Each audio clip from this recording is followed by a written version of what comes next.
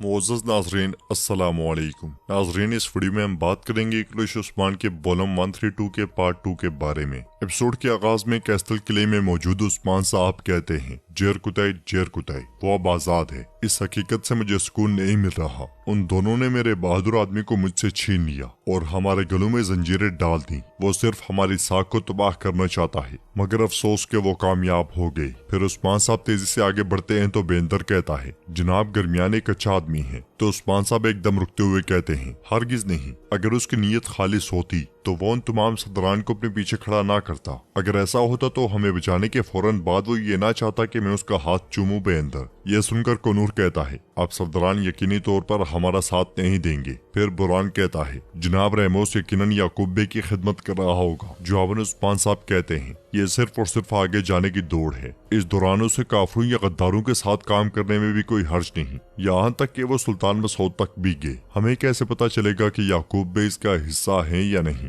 तो कोनूर पूछता है, जनाब आप हमसे क्या चाहते हैं? जवाबन उस्मान साहब कहते हैं, अब जो खाना हम तैयार करने जा रहे हैं उससे हमें कुछ वक्त मिल जाएगा। तुम रेमोस को ढूंढकर मेरे पास लाओगे कोनूर, फिर हम देखेंगे कि कौन खालिस है और कौन गद्दार। ये कहते साथ ही उस्मान साहब घोड़े पर सवार हो जाते हैं और मजीद कहते हैं, रियासत का ख्वाब हमारे असलाफ की मीरास है। हम चालबाजों को उसे छीनने नहीं देंगे। चलो हर कोई अपने फर्ज पर वापस जाए। इसके साथ ही वो सब कैस्टल किले से रवाना हो जाते हैं। नाजरीन, इसके बाद हम देखते हैं कि घोड़े पर सवार अलाउद्दीन अपने साथियों के साथ तेजी से आगे बढ़ रहा होता है, जबकि गोंजा भी अपने सिपाहियों के साथ मुसलसल उसका ताकुब कर रही होती है। इधर यानी शहर में जेरकुतै गिरता पड़ता आगे बढ़ रहा होता है। उसे देखकर वहाँ मौजूद लोग कहते हैं, बेचारा लगता है बहुत मुश्किल से गुजरा है। फिर एक बुजुर्ग उसे बहुत गौर से देखते हुए कहते हैं, मैं इसे जानता हूँ, ये जेरकुतै है। ये उस्मान बे का सिपाही जेरकुतै है। इसके साथ ही जेरकुतै एक शख्स से पानी लेकर पीता है, जबकि दूसरा शख्स उस बुजुर्ग से कहता है, हमने समझा कि वो शहीद हो गया है। तो बुजुर्ग कहते हैं, ये जेरकुतै ही है। मगर जेरकुतै किसी भी बात का जवाब नहीं देता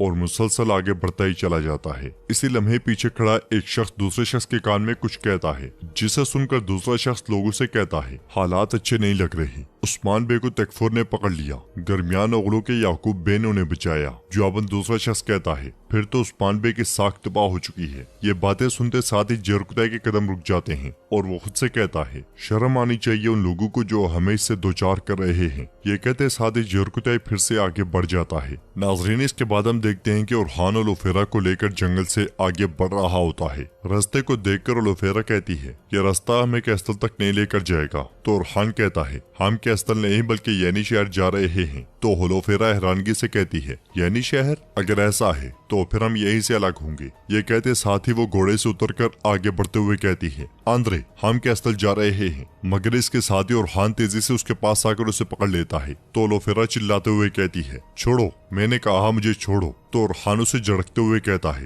ये रास्ते महफूज नहीं है, हम पहले यानी शहर जाएंगे, वहाँ पे हम फैसला करेंगे कि आगे क्या करना है। तो लोफेरा गुस्से से कहती है, अफसोस अफसोस, तुम्हें क्या हुआ? तुम कौन हो? मेरा ओरहान कहाँ है? ये कहते साथ ही वो आगे बढ़ती है तो ओरहान उसे फिर से रुकते हुए कहता है, होलोफेरा तुम्हारा गुस्सा हमारे दरमियान पर्दा डाल रहा है। मैं वही ओरहान हूँ और तुम वही होलोफेरा हो जिसने हमारे कबीले में पनाह ली थी तकफोर की बेटी। लेकिन अब एक फर्क है। तो होलोफेरा पूछती है, वो क्या? जवाबन ओरहान कहता है, तुम अब तलवार का इस्तेमाल जानती हो तकफोर की बेटी। जवाबन होलोफेरा कहती है, अगर तुम मेरे रास्ते से ना हटे तो मैं तुम्हें एक बड़ा जख्म दूंगी डाकू ओरहान। इस पर ओरहान कहता है, मुझे कोई शक नहीं तुम ऐसा कर सकती हो। तो होलोफेरा कहती है, बहुत हो गया ओरहान, बहुत हो गया। तुम हंस क्यों रहे हो? तुमने मेरा सौदा सोने की एवज करने की कोशिश की। उन्होंने बतौर गुलाम मुझे तुम्हें तोहफा दिया। किस वजह से? तुम्हारी वजह से। सबसे ज्यादा नुकसान मुझे तुमने पहुंचाया और अब तुम। उसकी बात मुकम्मल होने से पहले ही ओरहान कहता है, मैं कसम खाता हूँ कि मैं उनसे इसका हिसाब लूंगा।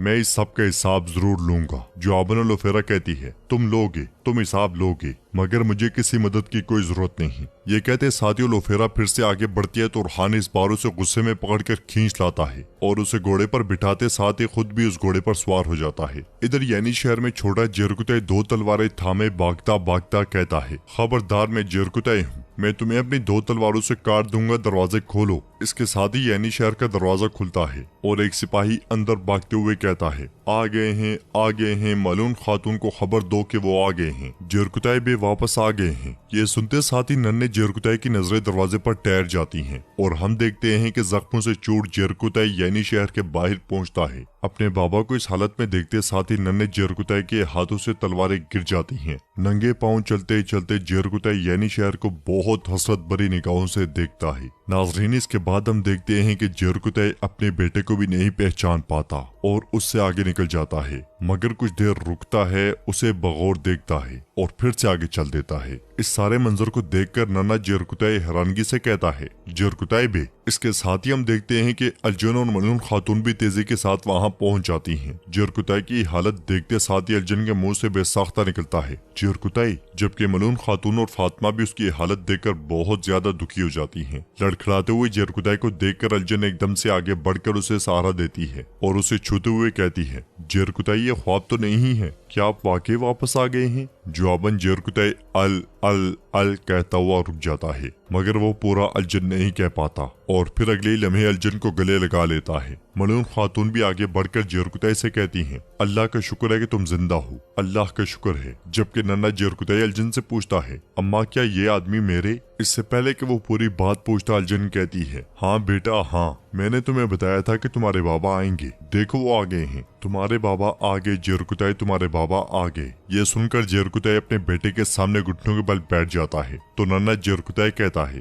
तो आप मेरे बाबा जरकुताई हैं। इसके साथ ही जरकुताई हांफते कांपते हुए अपने बेटे को छूता है और बहुत ज्यादा खुश होता है। अगले ही लम्हे नन्हा जरकुताई उससे लिपट जाता है, जबकि मलून खातून भी अलजन को हौसला देते हुए कहती हैं, आपको सबर का बदला मिला, अल्लाह का शुक्र है। जवाबन अलजन अपने बेटे और जरकुताई की जानिब देखते हुए कहती है, मैंने इन दोनों को एक साथ देख लिया, इससे ज्यादा खुशी का पल नहीं मिल सकता। और नन्हा जरकुताई अल्लाह का शुक्र अदा करते हुए कहता है, मेरे अजीम अल्लाह, तेरा शुक्र है, तुमने मेरे बाबा को वापस भेज दिया, उठे बाबा आ जाएं। इसके साथ ही अलजन और उसका बेटा जरकुताई को सहारा देते हुए आगे बढ़ते हैं और मलून खातून खेमे की जानिब इशारा करते हुए कहती हैं, घर में खुश आमदीद जरकुताई बे। यह सुनकर जरकुताई फिर से बहुत गौर से पूरे यानी शहर को देखता है। उधर जंगल में उस्मान साहब और उनके साथी बर्क रफ्तारी के साथ यानी शहर की जानिब आ रहे होते हैं और यानी शहर में हम देखते हैं कि जरकुताई जमीन पर ही लेटा आराम फरमा रहा होता है, जबकि उसका बेटा और अलजन भी वहाँ मौजूद होते हैं। छोटा जरकुताई पूछता है, हम आपका इंतजार करते रहे हैं, आप कहाँ थे बाबा? मैंने और अम्मा ने आपका बहुत इंतजार किया, मगर आप कभी वापस नहीं आई। ये सुनकर अलजन कहती है, खामोश हो जाओ बेटा।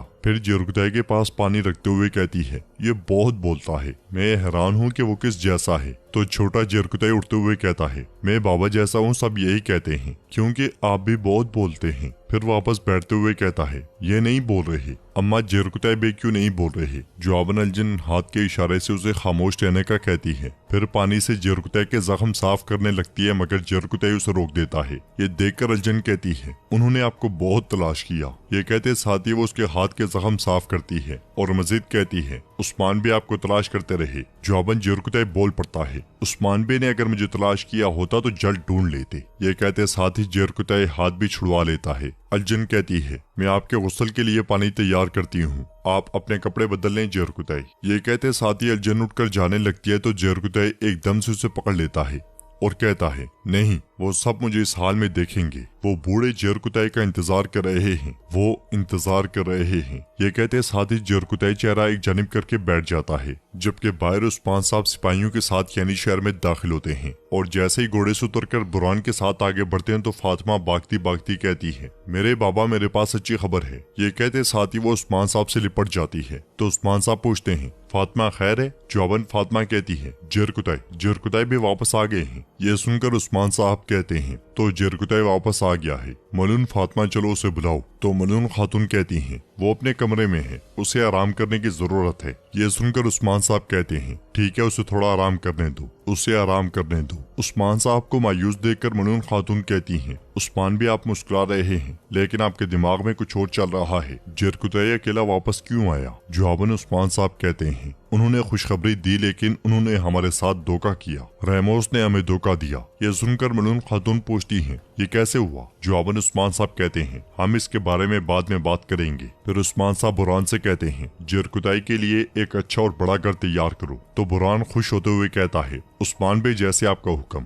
फिर उस्मान साहब मलून खातून से कहते हैं मलून बेहतरीन खाना तैयार करो। तो मलून खातून कहती हैं मैंने तैयारियां शुरू कर दी हैं, वक्त पर खाना लग जाएगा। इसके साथ ही उस्मान साहब खेमे की जानिब बढ़ जाते हैं। उधर कोनूर बेंदर और सिपाहियों के साथ आगे बढ़ रहा होता है तो आइकुद कहता है उन्होंने एरमेशे के आसपास के इलाके तक तमाम सराय और गारों की जांच की है, लेकिन उन्हें वो कमबख्त रेमोस नहीं मिल सका। जवाबन कोनूर कहता है जासूसों को पैगाम भेजो, एक एक करके उन तमाम सरायों में जाएं जहाँ पे गैर मुस्लिम ताजिर आते हैं। ये सुनकर बेंदर कहता है रेमोस कोई आम ताजिर नहीं है, वो कहाँ पे रह रहा है इसकी भनक भी नहीं लगने देगा, इसलिए उसे तलाश करने वालों के लिए इनाम मुकर्रर करना चाहिए। इसी लम्हे एक घुड़सवार तेजी से उनकी जानिब आ रहा होता है, जिसे देखते साथ ही बेंदर कहता है वैसल। उन सबको देखते साथ ही वैसल सलाम पेश करता है और बेंदर पूछता है खैर होगी वैसल, तुम कहाँ से आ रहे हो? तो वैसल कहता है हमने बेलिजिक में घोड़ों की नैलें बनाई हैं, मैं उन्हें लेकर येनिशहर गया था बेंदर बे, मगर जब मैं वापस आ रहा था तो मैंने देखा कि ताजिर रेमोस वहाँ पर है। मैंने उसे बुलाया मगर उसने नहीं सुना। जरकुताई कैसा है, क्या आप लोगों ने उसे बचा लिया?